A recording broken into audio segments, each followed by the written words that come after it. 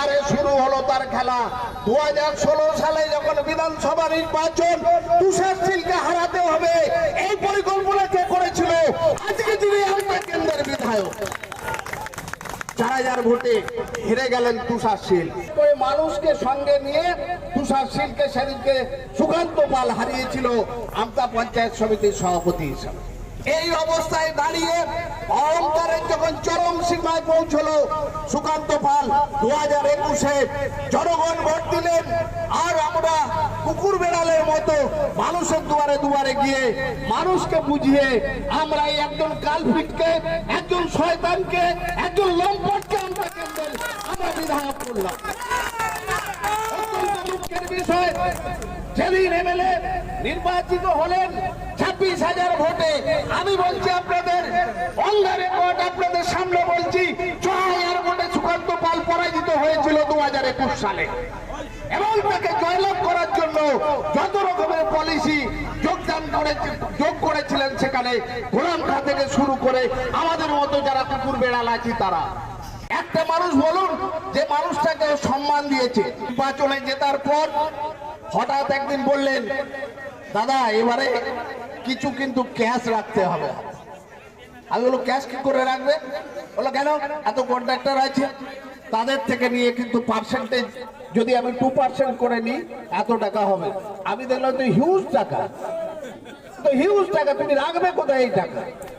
বলছে আরে ভাই তোমাকে কালকে সভাপতি আমরা করবো নিশ্চিত, তুমি নিশ্চিত থাকো। ভাবুন পঞ্চায়েত সমিতির একটা সিটে যে দাঁড়াতে ভয় পাচ্ছে, তারপরে আনকন্টেক্ট করলো গোলাম খা, তারপরে এবারে শুরু হলো তার খেলা। 2016 সালে যখন বিধানসভা নির্বাচন তুষার শীলকে হারাতে হবে, এই পরিকল্পনা কে করেছিল? আজকে তিনি আমতা কেন্দ্রের বিধায়ক। 4000 ভোটে হেরে গেলেন তুষার শীল। সব থেকে বড় মূর্খের মতো কাজ সেদিনকে আমরা করেছিলাম। আমতা কেন্দ্রের মানুষকে আমরা বলেছিলাম আমরা ভূমিপুত্র চেয়েছিলাম, ভূমিপুত্র যখন টিকিট পাইনি কোন বহিরাগতকে আমরা জিততে দেব না। তাই সেদিনকে সঠিক নির্বাচনের মধ্য দিয়ে আমরা ম্যানিপুলেট করে মানুষকে সঙ্গে নিয়ে তুষার শীলকে সেদিনকে সুকান্ত পাল হারিয়েছিল আমতা পঞ্চায়েত সমিতির সভাপতি হিসাবে।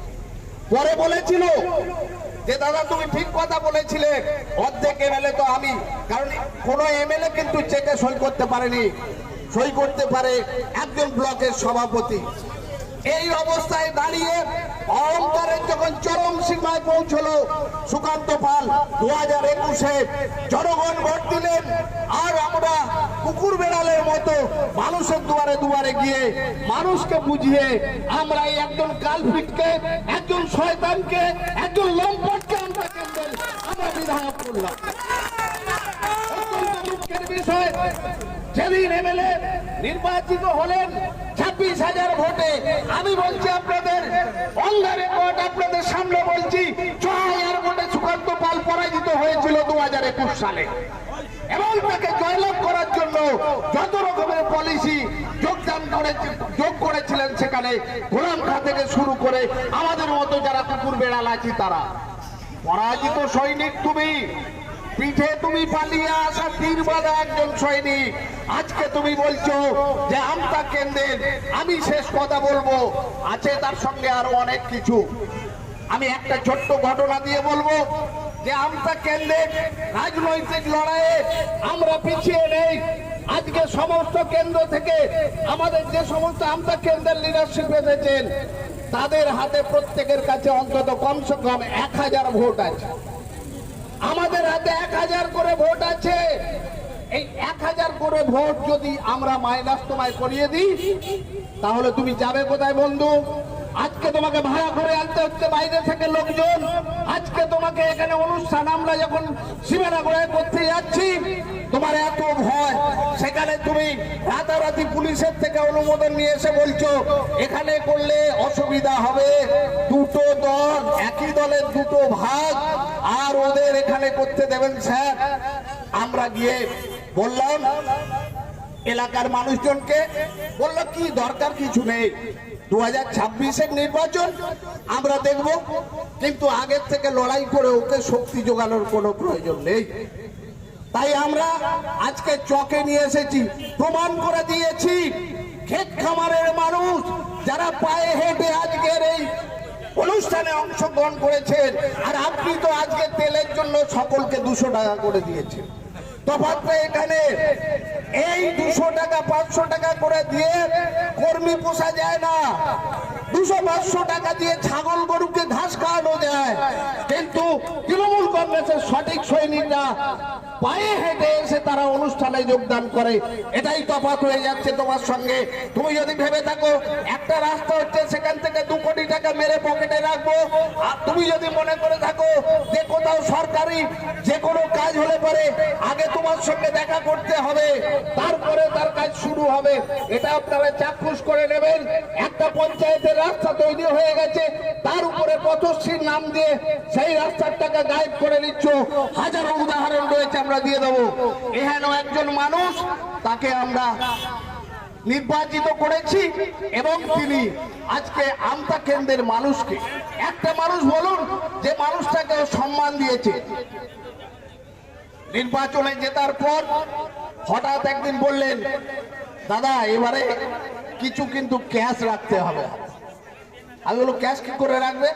বললো কেন, এত কন্ট্রাক্টর আছে, তাদের থেকে নিয়ে কিন্তু পার্সেন্টেজ যদি আমি 2% করে নিই এত টাকা হবে। আমি দেখলাম তো হিউজ টাকা, তো হিউজ টাকা, তুমি রাখবে কোথায় এই টাকা? বললো তুমি দেখো। প্রতিবাদ করেছিল আমাদের দলেরই অনেক নেতৃত্ব, যেটা ঠিক হচ্ছে না, এই জন্য আপনারা আমরা জনপ্রতিনিধি করিনি তোমাকে। কিন্তু তুমি জনপ্রতিনিধি হওয়ার পর তোমার মনের মধ্যে এসে গেল যে এবার থেকে আমাকে টাকা রোজগার করতে হবে, আর নির্বাচনের সময় টাকা ছড়িয়ে দেবো। আর তৃণমূল কংগ্রেসের সর্বোচ্চ নেত্রী কি বলছেন? প্রত্যেকটা মিটিং এ তিনি বলছেন যে আমাদের টাকা ছড়াবে ভোটের সময় বিজেপি আরো অন্যান্য দল। কিন্তু অবাক হয়ে গেলাম, নেত্রীর কাছে যদি এই খবরটা যায় যে টাকা রোজগার করছে, আগামী নির্বাচনে টাকা ছড়িয়ে জিতবে।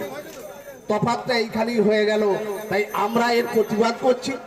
আমরা এই প্রতিবাদের সুর নিয়েই আগামী দিনেও চলবো, প্রতিটা মুহূর্তে চলবো। আমরা আমাদের প্রোগ্রাম করব। কত তুমি বাইক বাহিনী দেখাবে, কত তুমি গাড়ি নিয়ে আসবে, সেটা আমরাও দেখে নেব। শুধু এইটুকু বলবো, মেরুদণ্ড সোজা করে আপনারা সকলে লড়াইয়ের ময়দানে থাকুন, এইটুকু বলে আপনাদের অভিনন্দন জানাই। বীর বিপ্লবী নেতাজি সুভাষচন্দ্র বসুকে আমার প্রণাম জানিয়ে আমি আজকের এই সভার সর্বোচ্চ সাফল্য কামনা করে আমি আমার